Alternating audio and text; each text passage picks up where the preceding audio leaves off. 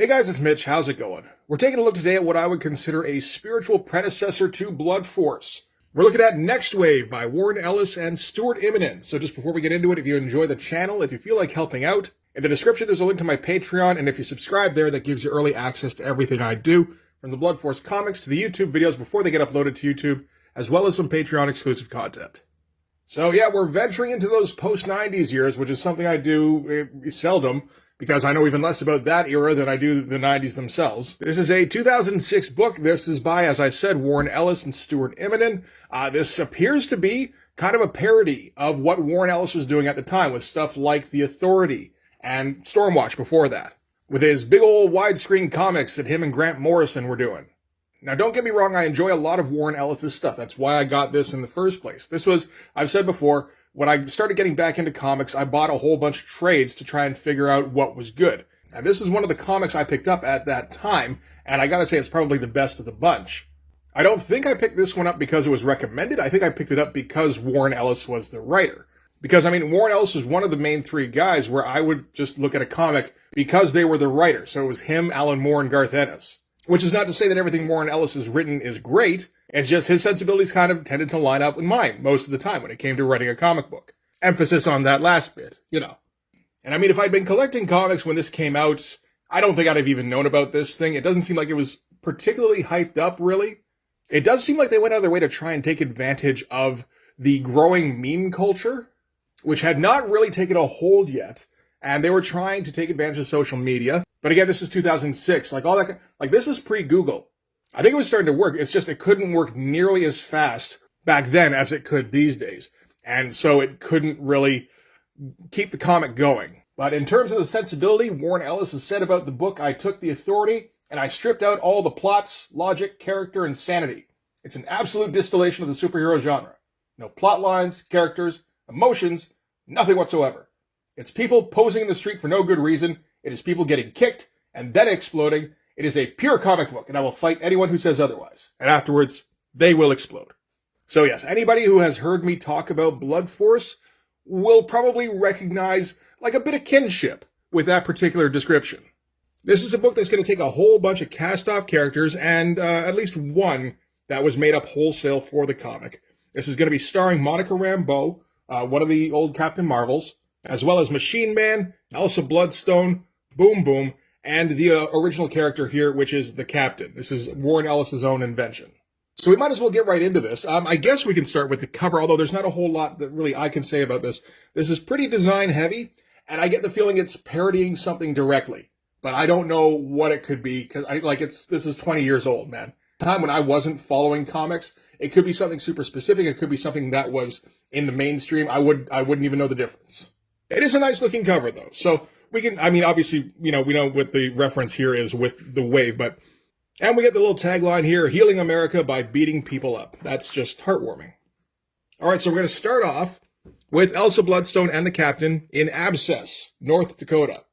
Okay, just confirmed, not a real place. There's some weird sounding places it was possible. So this is the bit where Warren Ellis is going to introduce the Captain character. This is, as I said, the only character that he's created from whole cloth. And this is really all the introduction we're going to need. He tells us how he got his name. Elsa asks him, what was your superhero name? He says it was Captain Shit. And she says, why, for God's sake? He's like, hey, I'm from Brooklyn. I'm going to call myself Mr. Friendly? Hell no, Captain Shit. And he says, I met Captain America once. He asked me what my name was. And you said Captain Shit. And man, he beat 7 shades of it out of me. Left me in a dumpster with a bar of soap shoved in my mouth. So already we're going to get the indication that this is not 100% a part of the mainline Marvel universe, which Warren Ellis would confirm later. He didn't really want like the canon versions of, you know, big Marvel characters to come into. He wanted the versions that he could make fun of and then just kind of, you know, hide away again at some point. But you get an idea here of the kind of artwork we're going to get from Stuart Immonen, very slick and stylized, kind of with a cartoony bent, and we're going to see a fair bit more of that. So this is the town itself. This is some sort of construction that's going on at the end of it. They're not really sure what it is. The Captain isn't even remotely capable of figuring out what it is because he's the dumbest superhero that's ever existed. All they know is that this is something that the Beyond Corporation has put into place, and the Beyond Corporation is kind of the reason for NEXTWAVE. We're going to find out over the course of this comic that NEXTWAVE is a group of superheroes that used to work for an organization called Hate, Kind of like S.H.I.E.L.D., only hatier, until they found out that Hate was funded by the Beyond Corporation, which also does some heinous shit. We'll elaborate on that in a couple of minutes. So, speaking of Hate, we're going to cut now to the Hate Aeromarine. Its flying headquarters, and here we find out that Hate stands for the highest anti-terrorism effort. And eventually the title of the book would have to be changed to NEXTWAVE Agents of Hate, due to some kind of copyright claim thing according to Stuart Immonen. And here we're going to get introduced to, I guess, probably our main antagonist in the series, really. This is Dirk Anger, Director of Hate. And we're going to spend a bit more time with him in just a minute. But yeah, just take a quick look at Stuart Immonen's art. It's pretty incredible, because it's able to stay very, like, not minimalist exactly. He likes to have very clear outlines. And like a shot here, this downtown area, this looks absolutely incredible.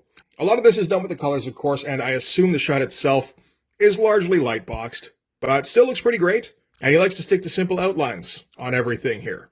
And that kind of carries over into his main style, where the focus is more on like style and slickness. So he goes with some pretty thick outlines and pretty stylized outer shapes. And then every once in a while, he'll do a little bit of noodling on the inside here to add texture, to add a little bit of extra detail. And it looks very nice in like contrast. So Dirk Anger, Director of Hate, is inducting some new recruits into the highest anti-terrorism effort. And I'm just going to read most of this, because this is like, again, kind of like inspiration for my comic. He starts off by saying, "I've been Director of Hate for longer than you've been alive." Except maybe you look kind of old. Guy says, "I'm 30, sir." 30! You look like a bag of dried buttskin. "I'm older than you. I'm 90 years old. You know how I look so pretty? I take drugs. Special hate drugs. Life-extending drugs." This is like standard Warren Ellis shit now. Anybody who read Transmetropolitan, this is very familiar to. "Hate has the best drugs because hate loves me, and I love hate. Every day of my horrible drug-extended terrorist-fighting life. Every day I smoke 200 cigarettes and 100 cigars and drink a bottle of whiskey and 3 bottles of wine with dinner. And dinner is meat. Raw meat.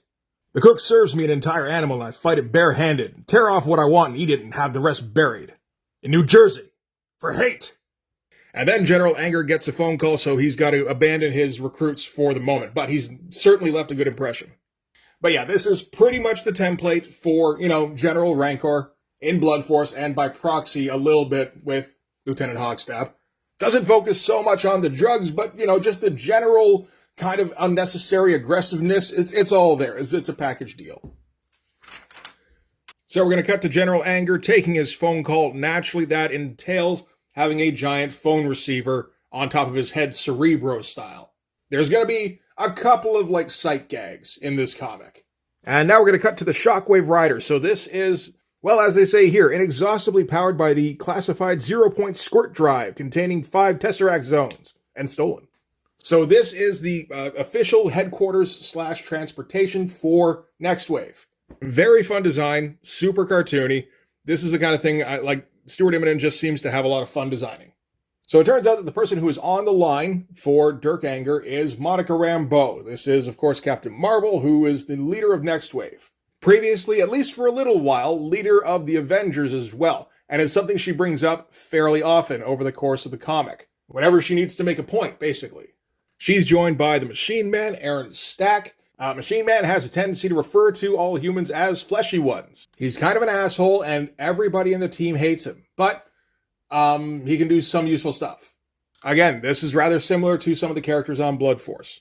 Okay, so Dirk Anger actually is reaching out to NEXTWAVE and asking them to come back in and, bring back the top secret high-tech stolen equipment. And this is where we get it explained to us that Hate, the anti-terrorist squad, is being funded by terrorists. And they were able to confirm this because they found the Beyond Corporation's marketing plan. And, stuff like this it's very nice. Very, simplified and stylish. I imagine there's not a ton on the actual page in here. I don't think we're at the point yet where we're drawing primarily with tablets. This is, like I said, '06. Seems a little bit early for that. But I think this is largely going to be, not a ton of shadows. A little bit here and there, wherever you see the black. But yeah, the rest of it, there's no rendering. I like the framing here, though, with the equipment in the foreground. That's good stuff. And Monica goes so far as to explain what the Beyond Corporation's marketing plan looks like. It's a blueprint for using hate and their own resources to product test unusual weapons of mass destruction on the American public, and get payment and political power for doing it. And for some reason, when Hate hired a bunch of superheroes to work for that, they didn't quite foresee that that wasn't going to sit well. Dirk asks them one more time, pretty please come back, and they just cut the line, because naturally. And we get a little bit of backstory on Monica Rambeau. And this is largely fictionalized backstory, somewhat. Veteran superhero previously known as Captain Marvel, whose mother always wanted her to get a proper job, so she joined Hate. That's probably mostly true.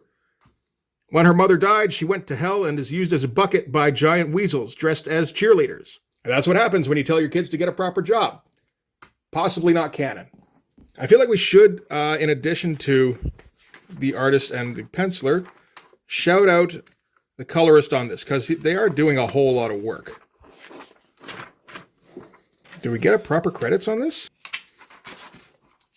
Oh, there it is, the next page. Okay, my bad. So yeah, Warren Ellis writing, Stuart Immonen penciling, Wade Vaughn Grawbadger as the inker. That sounds like a character Warren Ellis made up.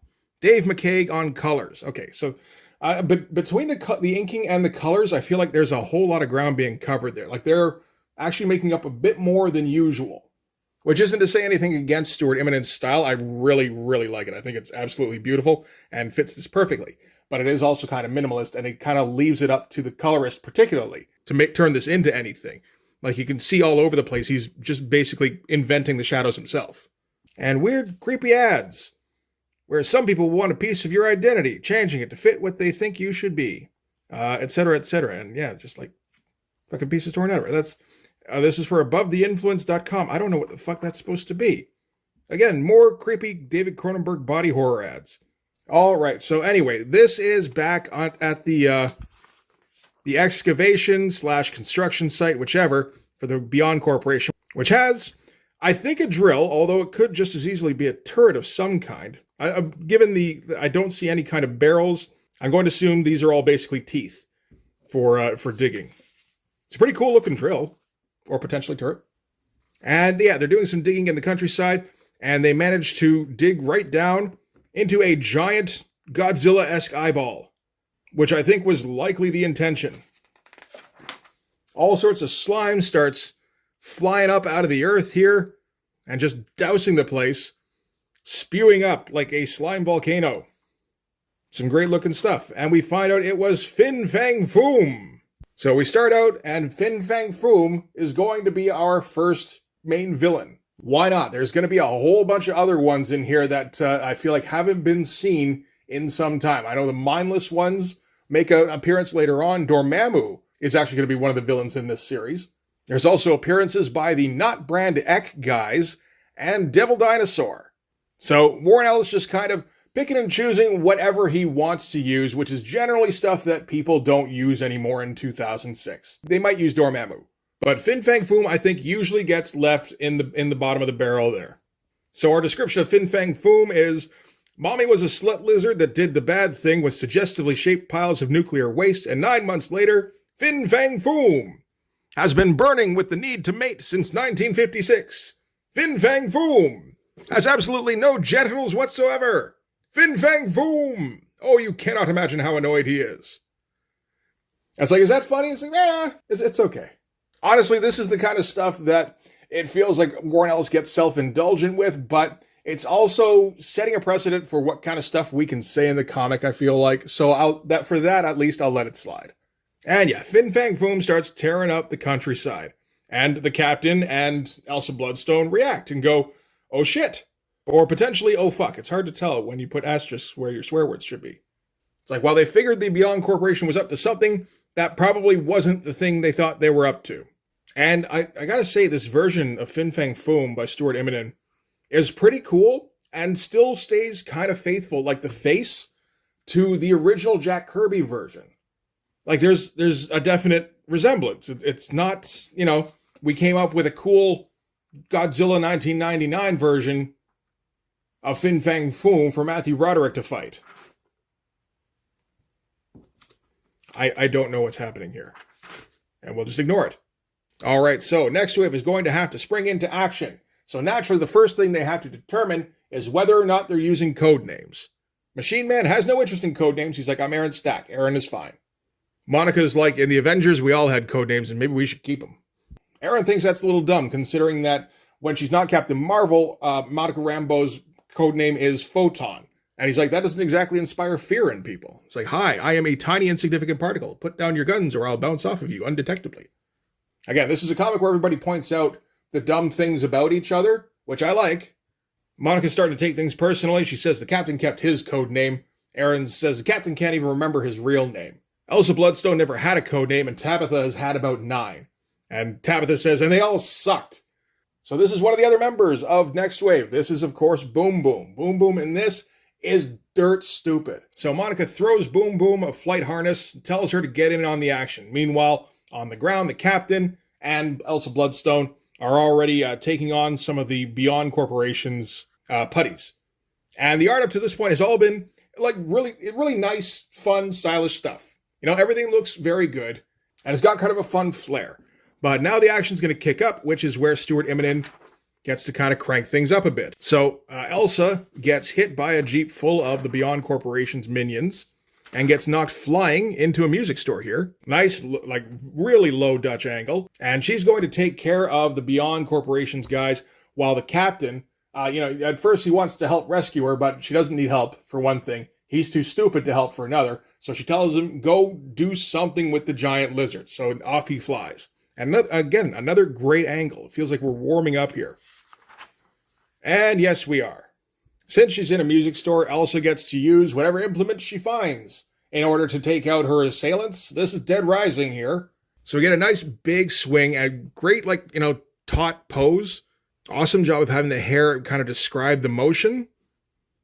And also, awesome job in keeping the figures separate and still having them fill the frame. Because as soon as you cross them over, they start to, kind of lose the tension between them. I'm not sure exactly how it works. I do know that by keeping just a little bit of space between the two characters, while still, kind of linking them here with the gun, that's kind of a perfect action shot. It's the kind of thing, I wish I knew how to execute, really. Get a nice full body shot of Elsa here. And yeah, her hair is basically just a graphic where Stuart Immonen is going to have some fun just making weird shapes to help describe the movement. And Elsa's going to make short work of the Beyond Corporation nobodies here. I think she's taking them all down one by one here. And then the last one runs back to the Jeep to try and escape. And, just great motion of these figures. Elsa here is kind of being built up as the badass of the group. In case you're wondering what the roles are, it's Elsa badass, Monica leader, and then Aaron and the captain and Boom Boom all play the stupid people. Nobody really likes them, and they all just kind of tolerate having them on the team because they can each do, specific things. Aaron can do stuff with robots. That's handy. Boom Boom blows stuff up. Also handy, not necessarily in the same circumstances. And we're going to get a great shot of just like a completely torqued Elsa tearing apart this Jeep with a guitar. With a fisheye effect going on the ground here. That's fantastic. As all the debris goes flying out. That's just absolutely spectacular stuff. And yeah, I will get all of the issues of this so that I can see more of that. Thank you, Stuart. All right, so after this altercation, Elsa's going to phone in to Monica and let her know what's going on, that she killed all of her pursuers. Get a nice shot here of doing the desperado as she pulls her hunting rifles out of her guitar case. And Monica's going to get on Elsa's case immediately, saying, you didn't kill anybody, did you? When I ran the Avengers... Elsa's like, oh, here we go. And no, when I ran the Avengers, we didn't kill people, Elsa. And Warren Ellis takes a moment to ponder, did Monica always hold all life sacred? And we're going to flash back to when Monica was a kid. And there was a yappy dog in the neighborhood, and her powers kicked in and kind of fried it. And bad doggy goes sizzle pop. So I guess that's our answer. So Elsa's going to explain to Monica here that they're not actually people. These are like vegetable clones of people that have been grown by the Beyond Corporation to act as servants. And they actually have more in common with broccoli than they do with humans. So luckily, we can kill as many of these as we want. And Monica says, I hate broccoli. Let's kill him. But first, the Beyond Corporation has woken up a giant lizard and don't seem to be controlling it very well. So Tabby has to go and make explosions happen on it. So Tabitha is going to take off out of the, whatever the ship was called, I don't remember now. And we learn a little bit about Tabby here. In case we weren't familiar, it says Tabby Smith possesses the mutant powers of blowing things up and stealing all your stuff. As she flies in on Fing Fang Foom on her rocket pack in 3 pretty fucking glorious panels. Like, man, that's fun stuff. And feels kind of Simonson influenced. Like with the flight path, with just the way this foreshortening here works. It may not be, but like there's elements in here that definitely have that kind of feeling. And yeah, she zooms in on Fing Fang Foom and says, oh my god, it's wearing underpants. And that's going to be our ending splash. So, not the most silly that this book would get. To be honest, this is kind of a grounded opening. I feel like Warren Ellis maybe was aware that he couldn't just jump in to the kind of book that he wanted to write, so he needed to slowly transition away from real-life superheroes to this crazy fucking parody that he decided he needed to do. And we're going to get a mock-up on a mail page here. This is Hate Mail. It's already a pretty damn good title. And naturally, this is all going to be AstroTurf stuff with mail from Emperor Napoleon, Johann Gutenberg, Genghis Khan, Geppetto, all right, Will Shakespeare, and Lettermatic 7053. And apparently, there is a NEXTWAVE theme song, which we could hear if we went to marvel.com/NEXTWAVE/, except that doesn't seem to be the case anymore. It seems to have been shut down, unfortunately. I would attempt it, but honestly, it's just all kind of nonsense. Like, do you need a haircut? The Beyond Corporation's going to help you out. Do you need a toothbrush? The Beyond Corporation's got an extra one. Do you have a stepson? The Beyond Corporation's going to rub him out. Do you see a sea monster or a pirate, electric emu, a giant skyrat, a midget Hitler, or Pontius Pilate? Don't call your mom or a doctor. Just pick up the phone and call NEXTWAVE, NEXTWAVE. I don't know how you fucking sing that. It's just a mess.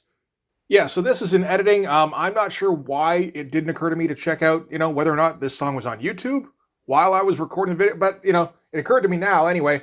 The song doesn't get any better than what I just did. It's very 2006 Mimi. So I think we'll just let my version of it stand for the record. Next issue, we're going to get the big grudge match of Fing Fang Foom versus the Machine Man. Live gill-on-grill action. Ooh, that's not bad. And the undercard, bonus fight of Elsa Bloodstone versus the Broccoli Men. Hey, good stuff. And I don't know what this is. This is apparently a Nike ad. Oh, okay, fuck, I thought that was part of the comic, my bad. Oh shit, you can get The Flash on DVD. That's something. So yeah, that's NEXTWAVE. It's a shit ton of fun.